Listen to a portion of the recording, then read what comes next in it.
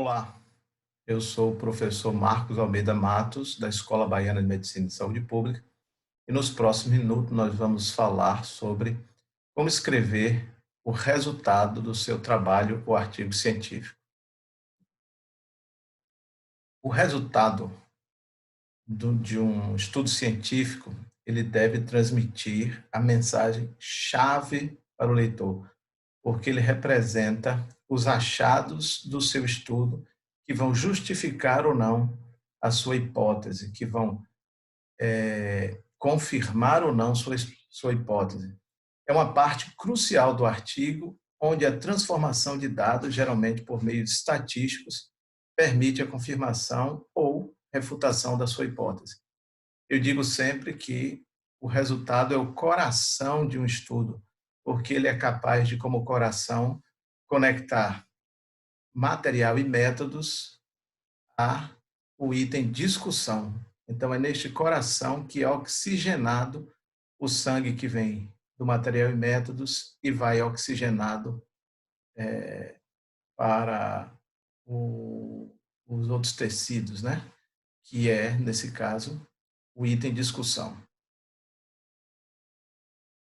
Você tem que apresentar seus resultados de uma forma fluida, lógica e seguindo uma certa hierarquia.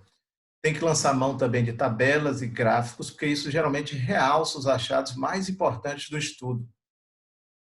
Você tem que apresentar os resultados que não podem ser apresentados na tabela em texto. Então, você tem que pensar o que deve ser apresentado em texto, que é possível e mais fácil de entender em texto, e o que é mais fácil de ser entendido em tabelas ou gráficos. No texto, você deve ser sucinto e objetivo. Você não deve repetir no texto todos os achados da tabela. Inclua apenas poucos números no texto para que você não faça essa repetição. O item resultados, ele deve ser composto de 4 partes. A primeira parte é uma descrição global dos resultados, do que aconteceu na pesquisa. A segunda parte é voltada especificamente para descrever os desfechos primários do estudo.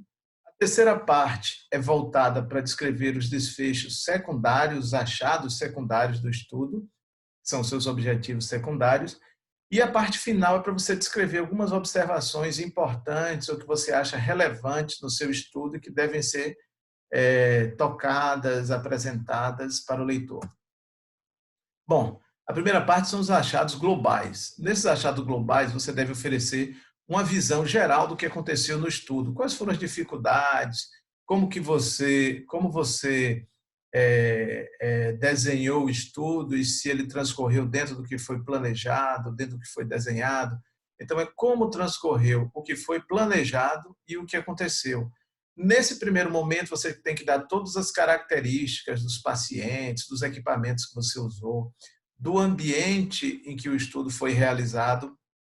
Você deve também dizer como a amostra foi selecionada, como os pacientes foram triados, como eles se envolveram no estudo, quais foram as características dos pacientes que foram perdidos no follow-up e por que eles foram perdidos, ou se foram retirados, por que foram retirados, qual foi a duração do segmento desses pacientes, se houve alguma violação do protocolo, coisas que foram necessárias fazer e que não foram planejadas antecipadamente, e por que razão essas alterações aconteceram, essas violações aconteceram.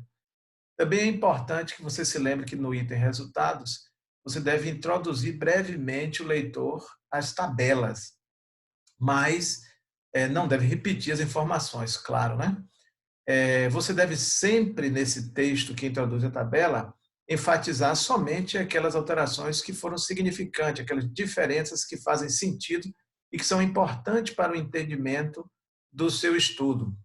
Muitas vezes o planejamento do estudo, as etapas que um estudo segue, são difíceis de serem apresentadas em texto. Então, muitas vezes é importante também lançar mão de um algoritmo que diz que mostra mais facilmente todas as etapas do planejamento e da realização experimental do estudo.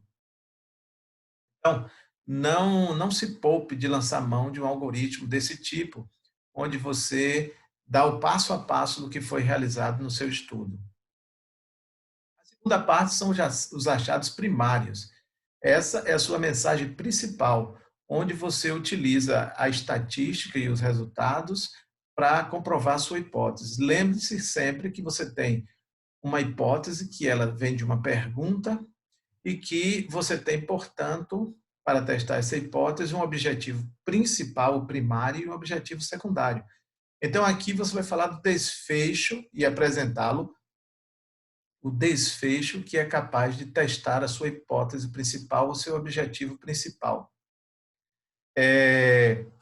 Você deve fazer com que essa etapa seja seguida sempre de um parágrafo descritivo que acompanha ou introduz a tabela com esses achados primários.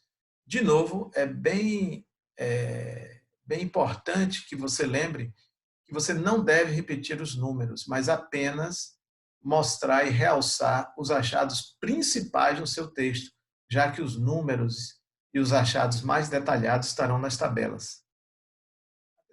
Os desfechos secundários.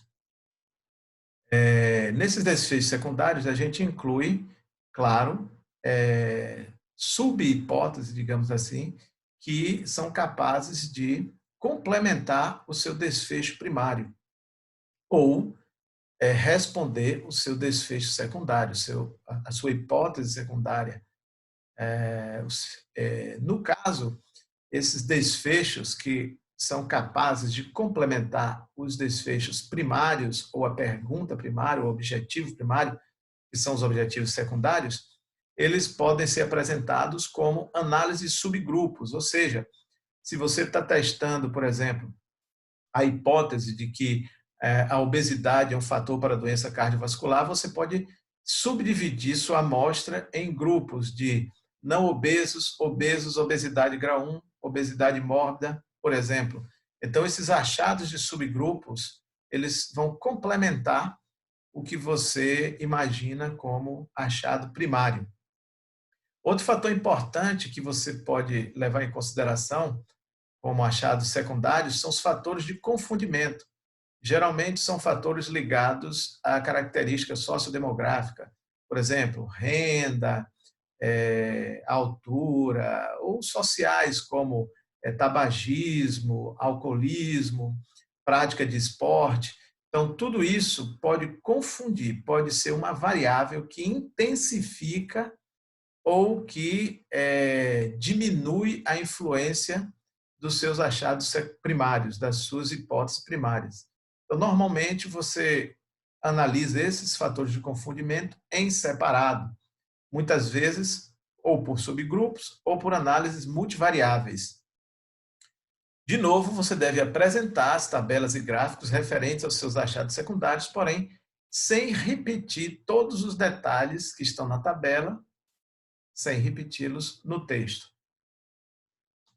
Na parte final, você vai colocar algumas observações que você encontrou no estudo, que não tem nada a ver assim, diretamente com o seu desfecho primário, mas que são achados ou interessantes ou inusitados e que sejam apropriados a apresentar nos resultados, porque não caberiam em outra parte do texto. Você deve lembrar, por exemplo, que se por acaso você estava estudando, por exemplo, obesidade e desfechos cardíacos, ou prática de atividade física e obesidade. Então, você, de repente, descobre que o fumo foi um fator, o tabagismo foi um fator que estava ali influenciando, mas você não planejou inicialmente falar sobre tabagismo. Mas esse é um achado importante que você coloca e, inclusive, permite que outras pessoas se debrucem sobre isso e desperta outro pesquisador para estudar esta variável como uma variável importante.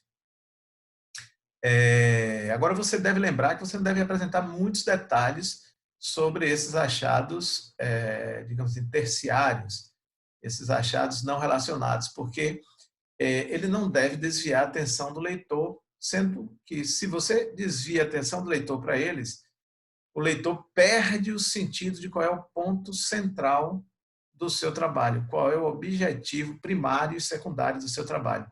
Então, seja breve nessa descrição e não se detalhe muito. O resultado, então, ele deve ser apresentado de uma forma hierarquizada, onde os achados primários são apresentados, desculpa, os achados globais são apresentados primeiro, depois os achados primários, sempre em tabelas. Os achados globais podem ser apresentados descritivamente, ou em tabelas, ou até incluir um algoritmo. Os achados secundários, geralmente em tabelas e gráficos, e vem depois os achados secundários, depois dos primários, e, por fim, achados terciários ou achados paralelos ao seu estudo principal. Deve seguir essa ideia de uma pirâmide. Bom, algumas coisas que você deve evitar no item resultados, quando estiver escrevendo o resultado do seu estudo. Primeiro, você não deve fazer comentários sobre a metodologia ou sobre discussão ou repetir o tópico metodologia no tópico resultados, porque senão você vai estar invadindo um item no outro. E aqui nós estamos escrevendo resultados e não metodologia, então não cabe repetir a metodologia. Você deve apresentar resultados completos, porque resultados incompletos, eles não são aceitáveis no item resultados. Por exemplo, você deve apresentar não só o que foi significante, mas também o que não foi significante, e depois você vai ter que discutir as duas coisas, muitas vezes. Os valores numéricos devem ser apresentados, tipo intervalo de confiança, o valor exato de P também deve ser apresentado, e isso deve estar claramente em algum lugar, preferencialmente nas tabelas ou nos gráficos. E esse valor de P, ele deve ser apresentado de uma forma exata, não como menor ou maior que 0,05, mas mostrar tanto o P quanto intervalos de confiança, medidas de risco, risco relativo, odds ratio, sempre com o seu valor exato, 0,003, 0,345, e não dizer foi maior que 5 ou menor que 5. Você também não deve duplicar textos, não deve duplicar nos textos todos os resultados exibidos em tabelas. Como a gente já disse, o texto que precede a tabela é apenas para enfatizar os resultados principais ou resultados que devem ser realçados para que o leitor entenda o seu estudo. E você não deve colocar interpretações ou conclusões no item resultados. Resultado é só para você apresentar o que aconteceu. Conclusões, discussões são outros itens do seu estudo. Lembre-se que você não deve colocar no seu estudo algo que está fora de contexto, porque isso, claro, como nessa figura, pode matar o seu estudo. Outra coisa importante a ser lembrado é que, por mais que a repetição pareça interessante e bonitinha, ela estraga um bom trabalho. Vejam esses dois aí como estão com a cara cansado tratando dos sextuplos. Então, não repita muito. Não repita muito e não coloque nos seus resultados coisas que não pertencem a este item. Muito obrigado. Aqui está meu e-mail para aqueles que tenham dúvidas ou algum comentário. Até logo e, de novo, obrigado pela atenção de todos vocês.